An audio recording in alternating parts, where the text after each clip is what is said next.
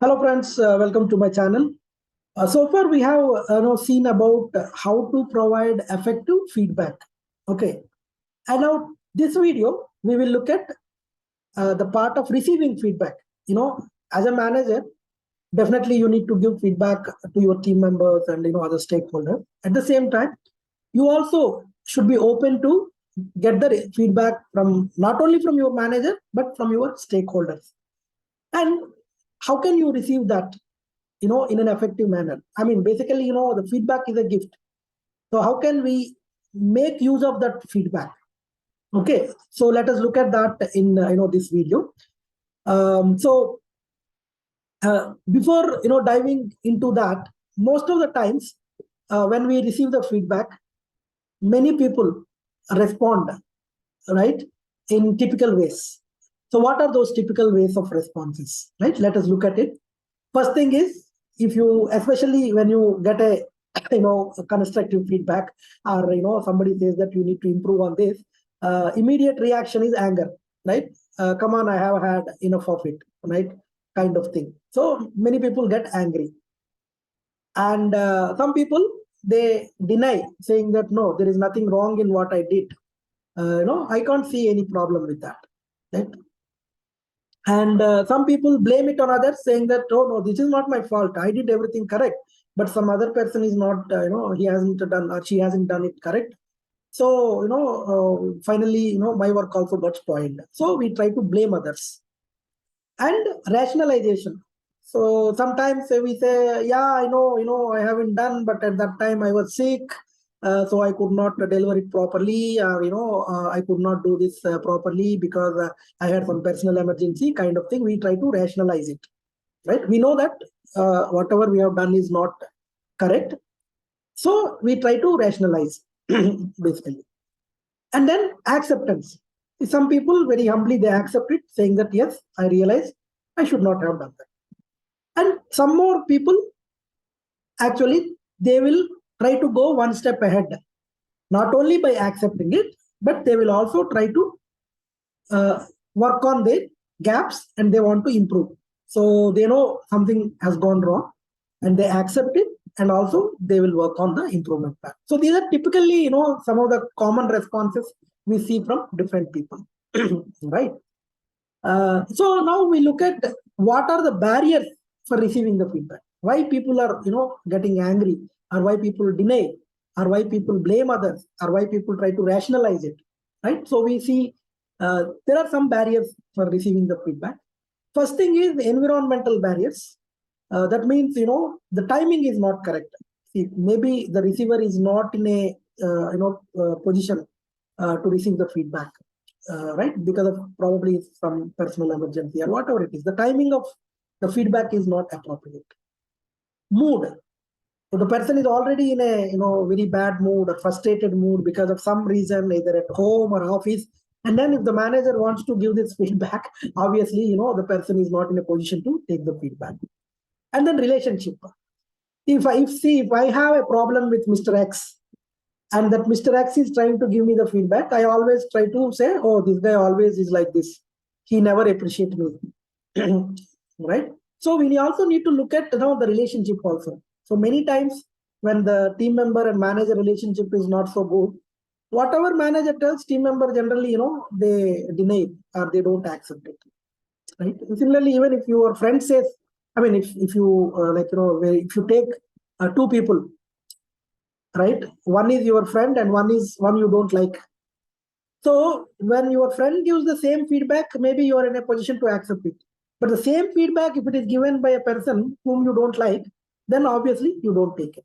So the feedback, receiving part also depends on the relationship between the giver and the receiver of the feedback. And then lack of privacy, as we discussed, people do not want to get the feedback in a public, especially if it is a constructive feedback, or if it is something like negative feedback, people don't want to get it in a public, right? They always want to have it in a private. And then lack of training, and lack of training from both sides. The manager may not know how to give the feedback, and even receiver doesn't know how to receive the feedback. So it could happen from both sides. Now we will look at some personality, factors, which are barriers for the feedback, receiving feedback. Some people have, the kind of attitude. They think that I know everything. I don't need to listen from you. You don't need to tell me what I need to do. Kind of attitude, and it's very difficult, for them to receive this feedback because they think they know everything. And then expectation anxiety.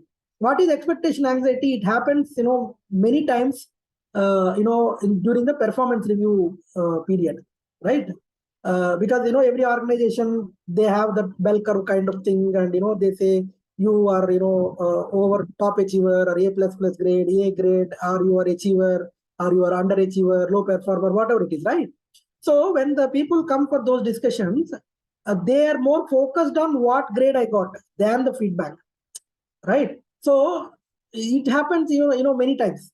Like when the manager starts giving me the feedback, the person is only focusing on the what grade I got. So immediately they will say, okay, boss, we will discuss all those things later.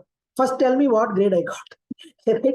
They are, anxious about what grade they got. So this is called expectation anxiety, right? So for them, whatever you tell, they will not listen. So it's better you tell what is the grade they got, and then you explain them. Of course, there are certain issues with that also, because once you reveal the grade, the person may get upset and they may not listen to you anymore.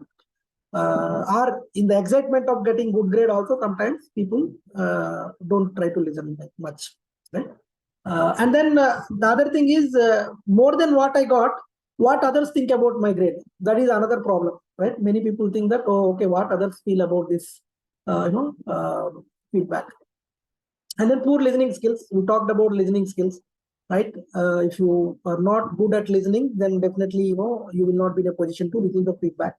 And then some people argument, they are by nature argumentative. Whatever you tell, they argue, right? So, even if you give top grade, they will argue. Why did I get? You tell me, kind of thing, right? And for them, if you want to give a constructive feedback, it is very difficult because, they will not be in a position to receive the feedback. And then emotional intelligence also. Sometimes, people lack emotional intelligence and lack how to regulate. I mean, they do not know how to regulate their emotions. So that time also, sometimes people burst into tears and they start crying and all those things. So these are some of the barriers for receiving the feedback. Okay. So now we will look at what choices we have while receiving feedback. Every person has choices. So three choices we have. One is accepting the feedback. Second one is rejecting the feedback. Third one is contesting the feedback. Right.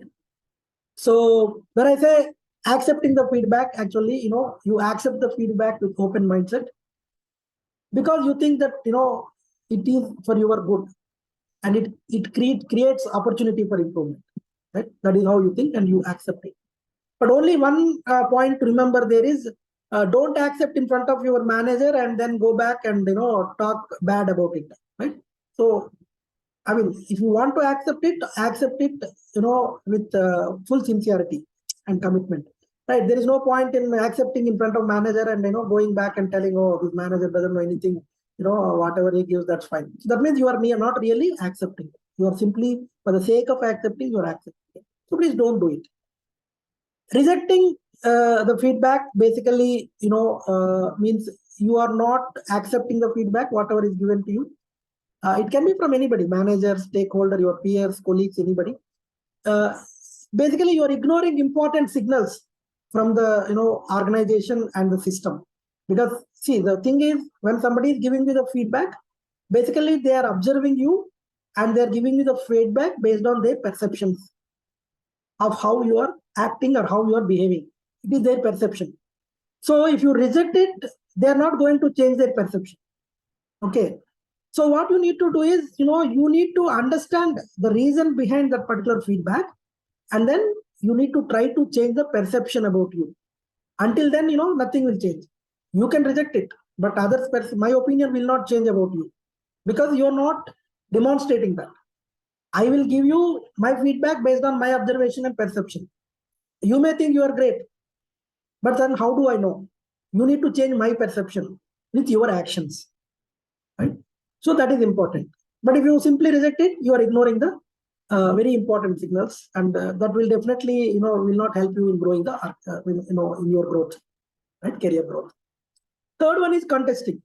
Sometimes there may be misunderstanding, right? You may think that you have done a particular job in a particular manner, which was told you, which was informed to you. But your manager may think that you should have done in a different way. So there may be a kind of communication gap or misunderstanding. So at that point of time, definitely, you can not argue, but you can discuss with them, right? Saying that, okay, what will happen is it provides you, your managers, with some context or some new information which they may not be aware of. Because your manager may be thinking something else, but by telling from your side, what happens is the manager will try to understand from your point of view also, right? So, and also psychologically, you will feel a little lighter because you already expressed your views, right? So only thing is you need to be ready with your examples or data before contesting, right? Before going for discussion with your manager, you need to be ready with the data. And also, please do not contest for the sake of arguments. As I said, some people are argumentative in nature, so they argue for everything and anything. So please don't do that. Do not contest for the sake of argument. So if you think that the feedback is genuine, please accept and move on, right? So these are some of the choices in receiving feedback. So we will come back with the tips for receiving feedback in the next video. So please stay tuned for that video. My name is Vijay Kumar Pitta, and if you need any information or if you have any queries or clarifications, please feel free to reach me. My coordinates are given there. And if you enjoy the video, please like it. Please share it with your family, friends, colleagues who may benefit out of it. And please subscribe to this channel so that you can get latest updates. See you in the next video. Thank you for watching this video. Till next video, please take care of yourself. Bye bye.